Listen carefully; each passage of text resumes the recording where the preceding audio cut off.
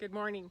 Denise Dryden here in Whitefish again, doing my Sunday morning presentation on some of the things to consider when we're looking at integrating new energies, new concepts, and new ideas into our lives. So today I want to talk about allowing yourself to play, right? And of course I always try to incorporate some sort of oracle or tarot cards, and this is actually one of my very favorite cards, the otter, who represents playfulness in the water, in the rivers, and this is the Wild Unknown Animal Spirit deck from Kim Krantz.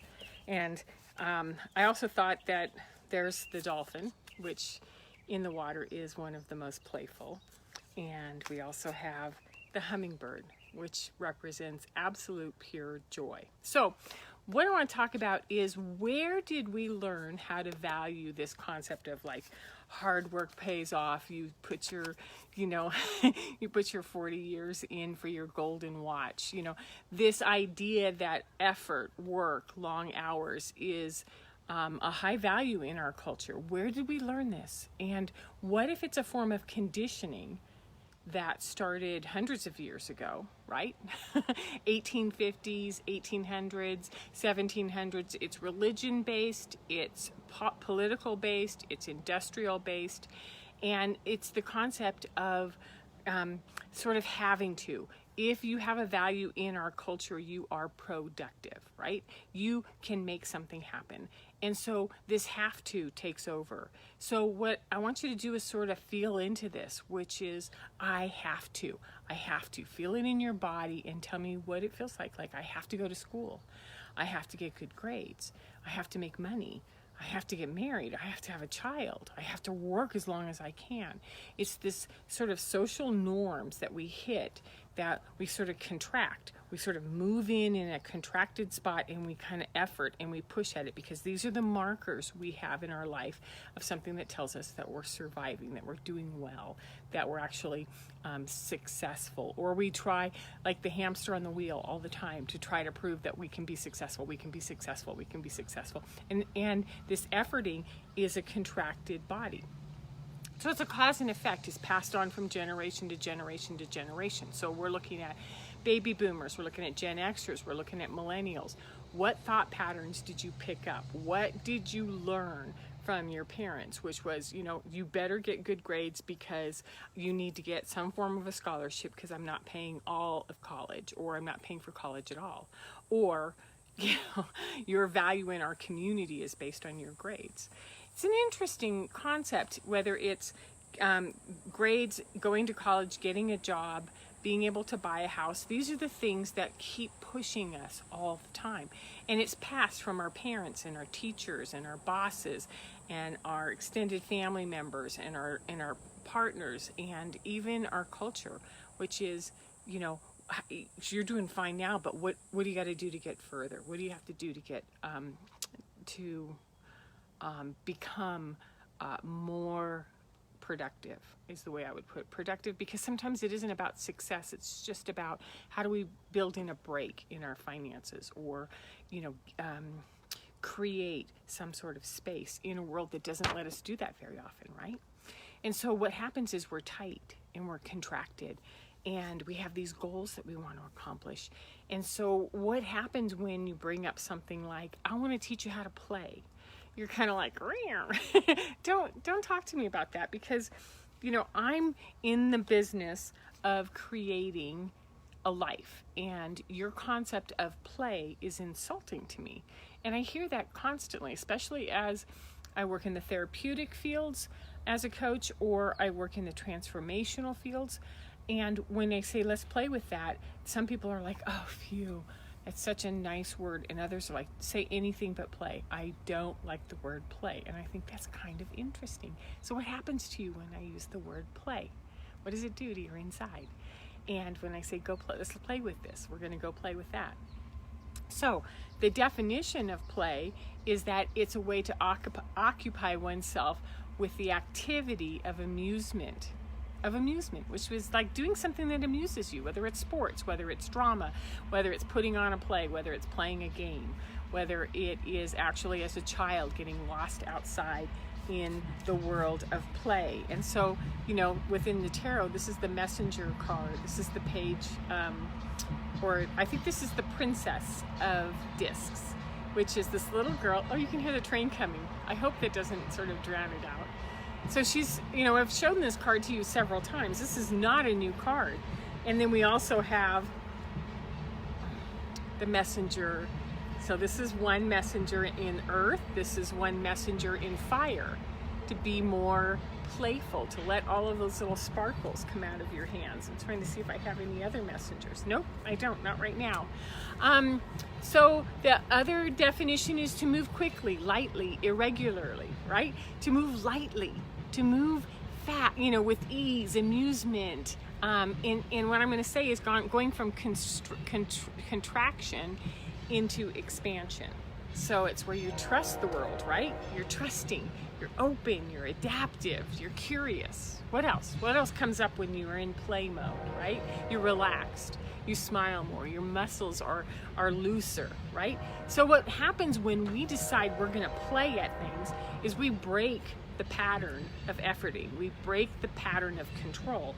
And so what I wanted to show you is within the tarot deck, Osho has shown us that the King and Queen of Swords, which is the mental efforting, can be very stern and very controlling. If you look at this condensed face, the gripped hands, you look over here at the frown. She's awful as far as I'm concerned.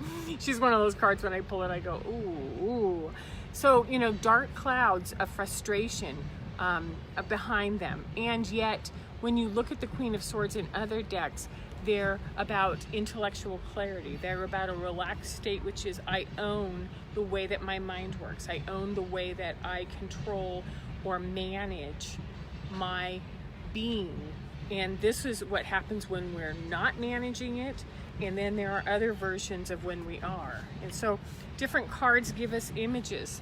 You know, this is the Eight of Discs. This is when you just sort of relax and you do the ordinary life. This one is the Three of Cups, when you allow yourself to relax and play.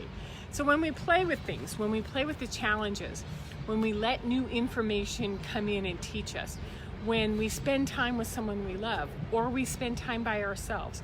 So I sort of strategically placed both my cruiser bike back here and my paddleboard in the background, because I had an option, because there's such a rent restriction or a difficulty in finding housing in Whitefish. I found this little beater cabin that was furnished for 3 months, a block and a half from the lake, and I thought, I think that I have to teach myself how to play more. I've been very serious about the work I've been doing and sort of sitting and doing hermit, bringing in thoughts and patterns, and you've seen how serious some of my videos have been. And now it's kind of like, I want to start to learn how to relax. So I bought popsicles that are in the refrigerator. I've got my playing cards, you know, in my basket at all times. I've got this cruiser bike that I just went for a ride this morning, and at night after my last call, I like to go float out on the lake and watch the sunset. So what I'm doing is I'm trying to teach my body how to expand and relax and play like a little girl. So what Rumi calls a lot of this expansion is flirting with the divine, which is when the earth talks to you, around you, with you, it's like, I want to play in that. I want to flirt with it. So you're allowing anything in your world to interact with you on your own terms. I'm going to get up early because I like to hear the birds. I'm going to sit out on this porch at 6:30 every morning and listen to the birds and watch these little kittens next door playing in the grass. I'm going to get on my cruiser bike like I did this morning and go write all of this down in a local coffee shop, sitting outside in the shade on the front patio. You know, like, this is the stuff that brings me joy. And joy in playing is really important. So how do you play? How often do you play? How often do you feel expanded and connected in the world and can connect to things like people, places, and things? So like, I connect to this bike because this bike actually means that when I ride it, I have to sort of take my serious Denise off the table, and I have to allow myself to be a giggly little girl. And so consciously, that I have a relationship with this thing, that because it teaches me how to play. So does the paddleboard. So let's look at some tips about how to play. So it starts with awareness. It starts with a self-awareness where you sort of check in and you realize, are my shoulders curved? Are my hands clenched? Is my, my jaw sort of set? Is my neck down? And realize, oh, that's what contracted feels like. So then, what happens when you loosen up your hands? What happens when you take your shoulders back? What happens when you stretch your neck up? What happens when you smile and you release those muscles and you start to let those wrinkles around your frowny face, get better, right? So the first thing is just self-awareness. What do I hold in my body? Am I contracted or am I expanded? Can you remember this? Can you feel this? Can you catch it? Oh, I'm contracted, breathe it open, right? Second thing is explore your trust level. I'm not naive. I know that there are times when, whether we're in the grocery store or whether we're at work or whether we're with a partner who's been somewhat critical of us, we can start to sort of protect ourselves. So the idea is to trust. And Brene Brown does a lot of work on vulnerability, which is, how do you trust the room? How do you trust the yard? How do you trust your car? How do you trust your partner? How do you trust your place of work? So you conjure up with a critical eye of some of the to-dos that you do, and you look at them with smiles. So you sort of like, I trust myself when I'm in this place. I trust myself when I'm on this bike. I trust myself when I'm on the water. I trust myself before I go into my coaching calls, right? Number 3, ways to see things as playful is that when you catch yourself in a contracted place, when you catch yourself in distrust or thinking, the weather's too hot or the smoke just came in the valley from the fires on the West Coast or whatever, you flip it. So what we do is we consciously flip the energy. So when you go into that contraction and you go like the example I would use is you look at the kitchen and you're like, you see dishes, you see a dirty counter, you look at, I haven't really deep cleaned that place in a long time. That's that contracted place. So when you catch it and flip it, you have a mental choice. I think that's the whole point of, where did they go? My king and queen. Oh, here they are. You have the mental choice. Do I contract, right? Or do I flip it and come up with something more playful? Which is, I don't care if it's dirty. That's where I made salsa yesterday, and I love to cook in that kitchen. That's where I make my tea in the morning. There's my pot. There's where my mugs are. And so you flip it. You go for something that makes you smile, and you focus on what makes you happy instead of what makes you contracted. Okay, number 4. When you flip something, you transform it. You literally take your energy from going one direction over here to this direction. That's the most beautiful part, and it is your choice. You can choose to stay in the contraction. And what I like about this one is this is a lock, but it's unlocked, and this little kid just keeps yearning for some of that playfulness out there, but they don't realize that they get to choose how to open that gate. I'm sorry, the train is very loud today. So when we flip the energy, when we change the direction, nobody else can do that for us. We can be the victim and say, well, I would if he was happy and it wasn't so hard to be around him, or I would if I had more time and if I had more money. We can come up with lots of excuses of how not to flip something, but ultimately it's our choice to flip it and to see the good, right? So that's where our sovereignty comes in, our choice. There, the train is finally gone. Number 5, when you flip the energy, you build trust. You go, I'm in control, I'm managing this, I get to see what lens I'm gonna use. So what you do is you build trust. You build expansion, you build curiosity, you start to flirt with the divine. This is an inside job. This is something that you can change yourself, and you change everything when you go into this interaction of flipping it. It's playful, like our little, like our clown. It becomes really super playful and very fun. And then we get to have this little otter, right? And we get to have the hummingbird.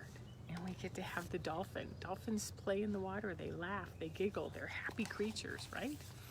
So what we do is we open ourselves to joy and compassion, and we smile and we laugh, and this changes the energy in the world. our little bit of being able to flip something into managing ourselves into joy, into happiness, is the one thing that we can do to change the energy in the world. It's really fabulous. And number 6, the last one, seek ways to play every day. Every single day, whether it's you decide to go for a walk early in the morning and just explore nature, whether you get down on your hands and knees and you spread some tarot cards out on the grass in the summer time, whether you dance to music, whether you make an old childhood dish, or you, like I just did, I got a popsicle and I sat out here on the porch eating a raspberry popsicle thinking, I haven't had a popsicle in about 10 years, right? Whatever it is, you open yourself up and you interact with the world. So this is how we change our lives, is we change it from the inside by realizing, are we contracted? Are we into being too serious, or do we open and relax and play? And we allow playfulness to guide us. So this is the kind of stuff I do every week. We look at tips, we look at energy forms, we look at relationships. And if you want more information on that, you can check me out on DeniseDrydenCoaching.com. I also have these videos on YouTube and on LinkedIn. So have a wonderful Sunday, and I'll see you next week. Take care. Bye-bye.